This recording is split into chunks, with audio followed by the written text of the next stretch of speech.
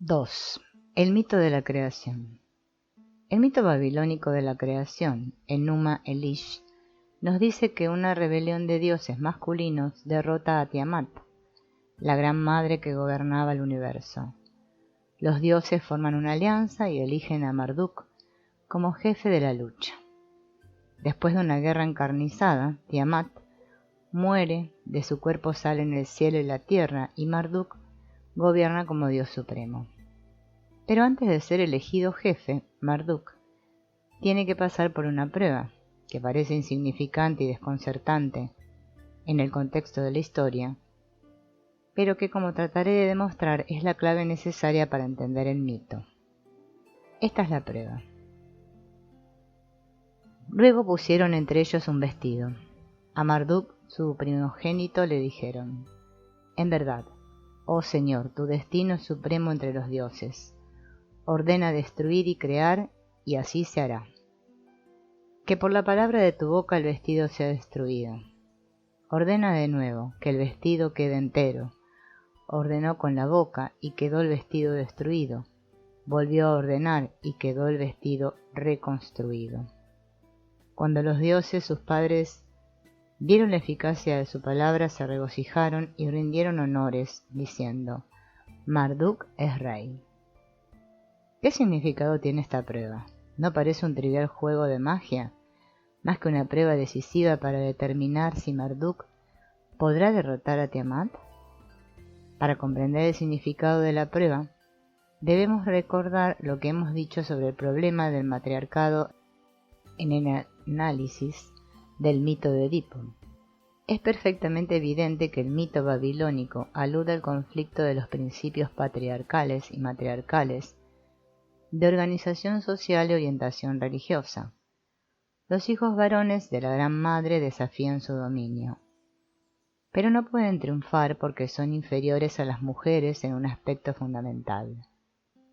Las mujeres poseen el don de la creación natural, pueden engendrar hijos. Es verdad que el esperma masculino es tan indispensable para la formación del hijo como el óvulo femenino, pero este dato pertenece más bien al plano de un enunciado científico que al de un hecho claro y visible como el del embarazo o el alumbramiento.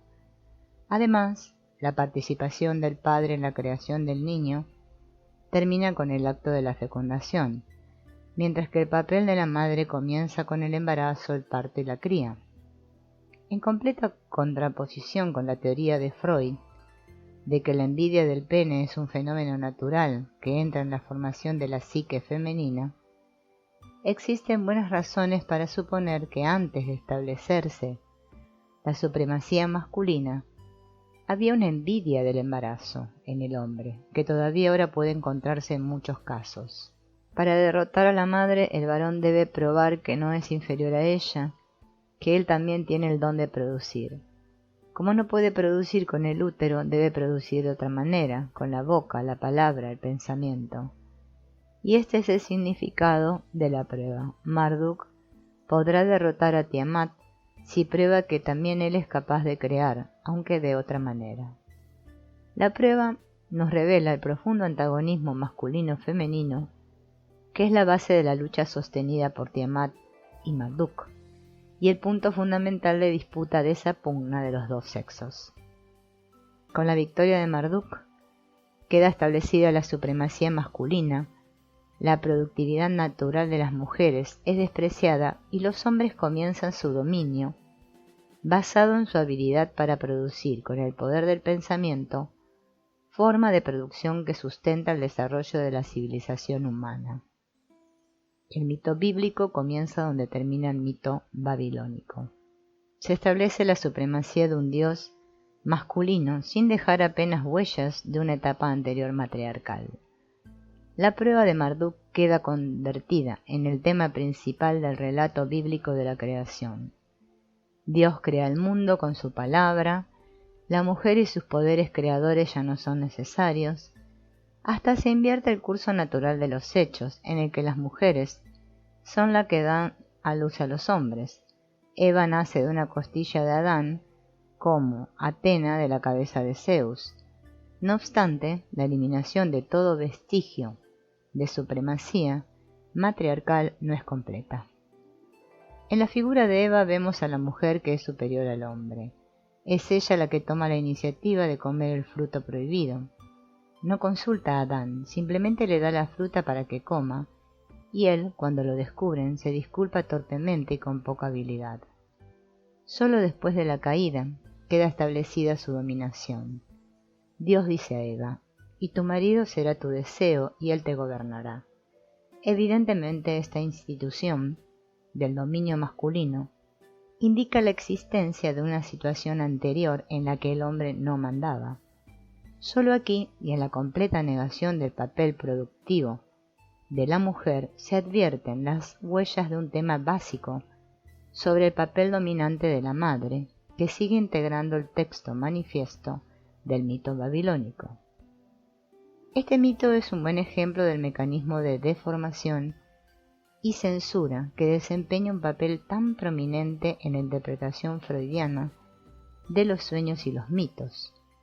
El mito babilónico sigue conteniendo recuerdos de principios sociales y religiosos anteriores.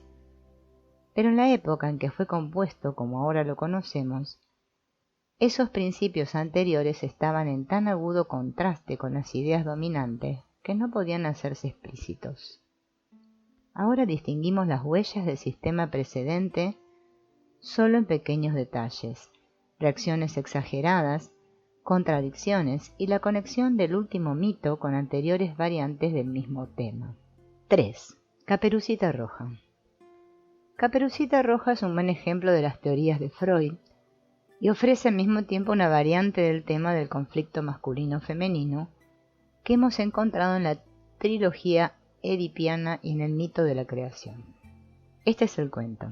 Había una vez una hermosa niñita que era amada por todos los que la conocían, pero más que todos por su abuela, que le cumplía todos los gustos. Un día le regaló una pequeña caperuza de terciopelo rojo. Le quedó tan bien que ya no quiso usar ninguna otra. Por eso la llamaban Caperucita Roja. Un día le dijo la madre: «Toma, Caperucita, aquí tienes un trozo de tarta y una botella de vino. Llévalos a tu abuela, que está enferma y débil, y le van a hacer bien. Ve ahora, antes de que haga calor, y marcha con cuidado y tranquilamente, sin salirte del camino, porque puedes caerte y romper la botella, y entonces tu abuela se quedará sin nada. Cuando entres en su cuarto, no te olvides de decir buenos días, y no tibes en los rincones antes de entrar». «Tendré mucho cuidado», dijo Caperucita a su madre, y rubricó su promesa dándole formalmente la mano. La abuela vivía en el bosque, a media legua de la aldea, y cuando la niña entraba en el bosque se encontró con un lobo. Caperucita Roja no sabía la clase de perversa criatura que era el lobo, y no le tuvo miedo. «Buenos días, Caperucita Roja», dijo el lobo. «Gracias, buen lobo. ¿A dónde vas tan temprano, Caperucita?» «A casa de mi abuela». «¿Qué llevas en el delantal?» «Una tarta y vino. Ayer hornearon en casa, y ahora mi pobre abuelita, que está enferma, podrá comer algo bueno para que se ponga más fuerte». «¿Dónde vive tu abuela, Caperucita Roja?» «A un cuarto de legua más hacia el interior del bosque», respondió Caperucita, «en una casa que se encuentra junto a los 3 grandes robles, de este lado de los nogales. Debes conocerla sin duda». «Qué criatura tan tierna», pensó el lobo. «Qué bocado tan sabroso. Debe de estar mejor que la vieja. Tengo que actuar con habilidad para apoderarme de las dos». El lobo marchó un rato junto a la niña y luego le dijo: «Mira, Caperucita Roja, qué hermosas flores. Tú no ves lo que pasa a tu alrededor, y creo que ni siquiera oyes el dulce canto de los pájaros.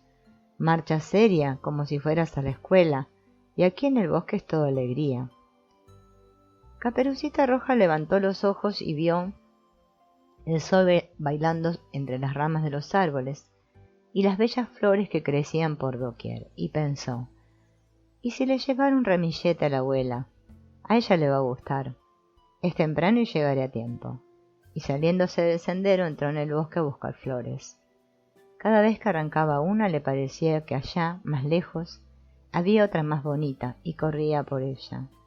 Y de ese modo se fue internando cada vez más en el bosque. Entretanto el lobo corrió directamente a la casa de la abuela y llamó a la puerta. —¿Quién es? —Caperucita Roja —respondió el lobo—, te traigo una tarta y vino. Abre la puerta. —Alza el picaporte —gritó la abuela—, estoy muy débil, no puedo levantarme. El lobo levantó el picaporte, la puerta se abrió, y sin decir una sola palabra el lobo fue directamente a la cama y devoró a la abuela. Luego se puso sus ropas, se cubrió con su gorro, se acostó en la cama y corrió las cortinas. Cuando Caperucita, junto con todas las flores que había juntado, y visto que ya no le cabían más en el delantal, se acordó de su abuela, se fue para su casa. Se sorprendió al encontrar la puerta abierta, y al entrar en el cuarto tuvo una sensación tan extraña que se dijo: «¡Qué inquieta me siento hoy! Y sin embargo siempre me gusta estar con mi abuela». «Buenos días», exclamó, pero no recibió respuesta. Se acercó a la cama y descorrió las cortinas. Allí estaba la abuela, con el gorro sobre la cara y con un aspecto muy extraño. «Abuela», dijo la niña, «¿qué orejas tan grandes tienes?» «Para oírte mejor, hijita», fue la respuesta. «Abuela, ¿qué ojos tan grandes tienes?»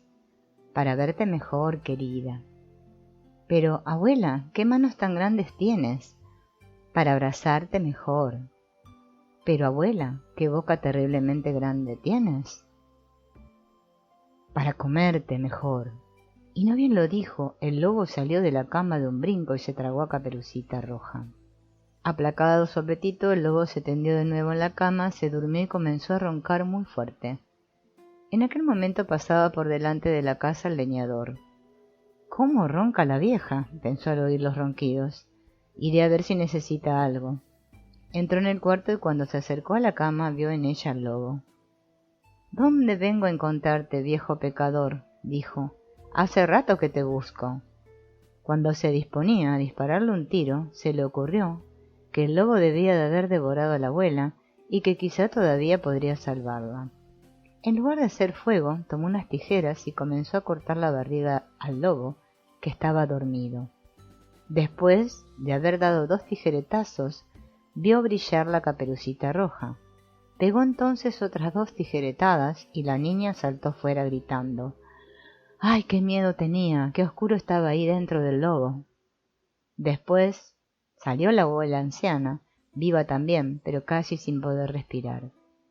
Caperucita Roja trajo enseguida unas piedras grandes y llenó con ellas el vientre del lobo. Cuando éste despertó, quiso huir, pero las piedras eran tan pesadas que se desplomó y murió. Los 3 quedaron encantados. El leñador le quitó la piel al lobo y se fue con ella a su casa. La abuela, que comió la tarta y bebió el vino que Caperucita le había llevado, revivió. Y Caperucita Roja pensó: «Jamás en la vida saldré de camino sola para correr por el bosque si me lo ha prohibido mi madre». La mayor parte del simbolismo de este cuento puede entenderse sin dificultad. La Caperucita Roja es símbolo de la menstruación. La niña cuyas aventuras nos relata el cuento se ha convertido en una mujer madura y debe afrontar el problema del sexo. La advertencia de no salirse del camino, como la de no caer y romper la botella, es una clara prevención contra los peligros del sexo y de la pérdida de la virginidad. A la vista de la niña se despierta el apetito sexual del lobo, quien trata de seducirla sugiriéndole que mire a su alrededor y escuche el dulce canto de los pájaros. Caperucita Roja levanta los ojos y, siguiendo la insinuación del lobo, se interna cada vez más en el bosque. Lo hace con un proceso característico de racionalización, para convencerse de que no tiene nada de malo su entrada en el bosque. Razona que a la abuela le gustarán las flores que le llevará. Pero esa desviación del camino recto de la virtud es castigada severamente. El lobo disfrazado de abuela engulle a la inocente Caperucita Roja. Aplacado su apetito, se duerme. Hasta ahora el cuento parece tener un solo tema, sencillo y moralista, el de los peligros del sexo, pero en realidad es mucho más complicado. ¿Cuál es el papel que desempeña el hombre y de qué modo se representa el sexo? El varón es pintado como un animal astuto y cruel, y el acto sexual descrito como un acto de canibalismo en el que el macho devora a la hembra. Este punto de vista no lo sostienen las mujeres a las que les gustan los hombres y que disfrutan del sexo. Es una expresión de hondo antagonismo a los hombres y al sexo. El odio y el prejuicio contra los hombres aparece más claro aún al final del relato. También aquí, como en el mito babilónico, debemos recordar que la superioridad de la mujer consiste en su capacidad para procrear. ¿De qué modo se ridiculiza al lobo en el cuento? Haciendo ver que trata de asumir el papel de una mujer embarazada que lleva seres vivos en el vientre. Caperucita Roja le pone piedras, símbolo de esterilidad. El lobo se desploma y muere. Su acción, de acuerdo con la primitiva ley del talión, es castigada según el crimen. Muere a causa de las piedras, símbolo de esterilidad, que remeda su usurpación del papel de una mujer preñada. Este cuento de hadas, cuyos personajes principales son 3 generaciones de mujeres, el leñador que aparece al final, es la figura convencional del padre sin importancia real, trata del conflicto entre varón y mujer. Es una historia triunfal de las mujeres que aborrecen a los hombres y termina con su victoria, exactamente al revés de lo que ocurre en el mito de Edipo, que permite al hombre salir triunfante de la lucha. 4. El ritual sabático. Los símbolos que hemos visto hasta ahora son imágenes gráficas o palabras que representan ideas, sentimientos o pensamientos. Pero hay otra clase de símbolos cuya importancia en la historia del hombre quizá no sea menor que la de los símbolos que aparecen en los sueños, los mitos y los cuentos de hadas.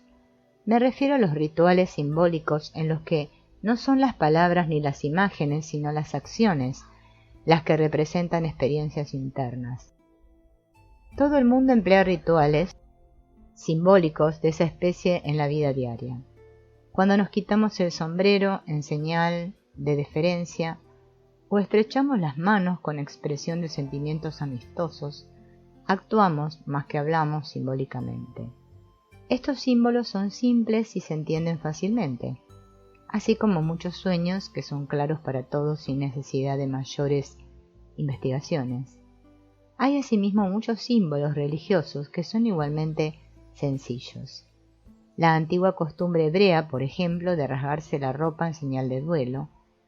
Muchas otras ceremonias, sin embargo, como el ritual sabático, son complicadas y requieren el mismo trabajo de interpretación que el lenguaje simbólico de los sueños y los mitos. Las reglas para la observancia del sábado ocupan un lugar destacado en el Antiguo Testamento. Es, en realidad, el único de los 10 mandamientos que se refiere a una norma ritual. Has de recordar el día del reposo para santificarlo. 6 días trabajarás y harás toda tu labor, pero el 7º día será reposo para Jehová, tu Dios. No hagas en él obra alguna, tú, ni tu hijo, ni tu hija, ni tu siervo, ni tu criada, ni tu bestia, ni el extranjero que está dentro de tus puertas, porque en 6 días hizo Jehová los cielos y la tierra, la mar y todas las cosas que hay en ellos, y reposó en el 7º día. Por tanto Jehová bendijo el día del reposo y lo santificó. En la segunda versión de los 10 mandamientos, vuelve a ordenarse la observancia del sábado, aunque haciendo referencia no al descanso de Dios, el 7º día, sino al éxodo de Egipto. Y recuerda que fuiste siervo en la tierra de Egipto y que Jehová tu Dios te sacó de allá con mano fuerte y brazo extendido, por lo cual Jehová tu Dios te ha mandado que guardes el día del reposo. Para la mentalidad moderna, la institución del sábado no ofrece mayormente ningún problema. La idea de que el hombre debe descansar de su trabajo un día por semana nos parece una medida axiomática de higiene social, que tiene por objeto dar al hombre el reposo y la distracción física y espiritual que necesita para no ser absorbido por su trabajo cotidiano. Esta explicación es en general indudablemente exacta, pero no soluciona ciertas dudas que surgen cuando se examina más de cerca la ley sabática de la Biblia y sobre todo el ritual sabático tal como se desarrolló en la tradición post-bíblica. ¿Es tan importante esa ley higiénica social como para que figure entre los 10 mandamientos que fuera de ella solo estipula fundamentales principios éticos y religiosos? ¿Por qué aparece explicada con el descanso que Dios se tomó el séptimo día? ¿Y qué significa ese descanso?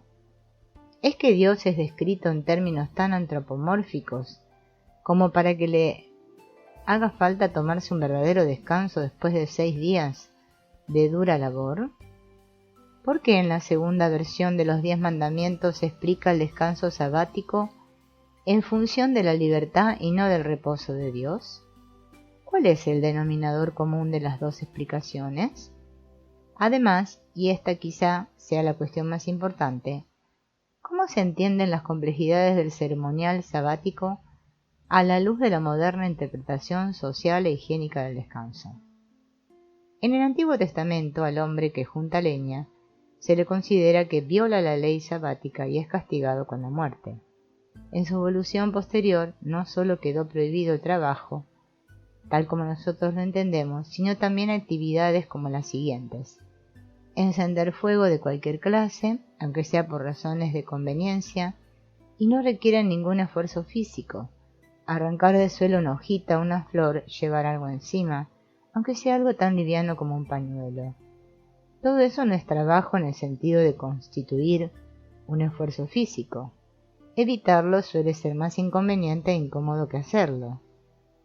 ¿Se trata de exageraciones extravagantes y compulsivas de un ritual que originalmente fue sensato? ¿O es que nuestra comprensión del ritual es deficiente y necesita revisarse? Analizando más detalladamente el significado simbólico del ritual sabático, veremos que no se trata de una superseveridad obsesiva, sino de un concepto sobre el trabajo y el descanso que es diferente del nuestro. Para comenzar con el punto fundamental, la idea de trabajo sustentada por el concepto bíblico y luego por el talmúdico no es simplemente la del esfuerzo físico, es otro concepto distinto que puede ser definido de este modo. El trabajo es una injerencia del hombre, sea constructiva o destructiva, en el mundo físico. El descanso es un estado de paz entre el hombre y la naturaleza. El hombre debe dejar intacta a la naturaleza, no modificarla de ninguna forma, ni construyendo ni destruyendo nada. El más pequeño cambio introducido por el hombre en el proceso natural es una violación del descanso. El sábado es el día de la paz entre los hombres y la naturaleza. Trabajo es toda clase de perturbación del equilibrio existente entre el hombre y la naturaleza. Sobre la base de esta definición general, podemos entender el ritual sabático. Desde luego, cualquier trabajo pesado, como el arar o edificar, es trabajo tanto en aquel sentido como en nuestro sentido moderno. Pero encender un fósforo o arrancar una hojita de césped, si bien no requiere mayor esfuerzo, es un símbolo de la injerencia humana en el proceso natural, una brecha abierta en la paz del hombre con la naturaleza. Con este principio básico entendemos también la prohibición talmúdica de transportar cualquier objeto, aunque sea de poco peso. En realidad, lo que está prohibido no es el acto en sí de transportar.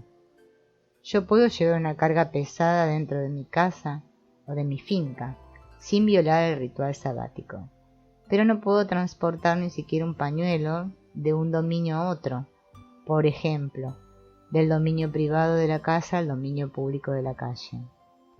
Esta ley es una prolongación de la idea de paz, extendida del terreno natural al social. Del mismo modo que el hombre no debe estorbar ni cambiar el equilibrio natural, debe también abstenerse de cambiar el orden social, lo cual significa no solo no hacer transacciones, sino también evitar esa forma más primitiva de transferencia de propiedad, que es su transferencia de lugar, de un dominio a otro. El sábado simboliza un estado de completa armonía entre el hombre y la naturaleza, y entre el hombre y el hombre, no trabajando, o sea, no participando en el proceso de la mudanza natural y social. El hombre se encuentra libre de las cadenas de la naturaleza y de las cadenas del tiempo, aunque un solo día por semana.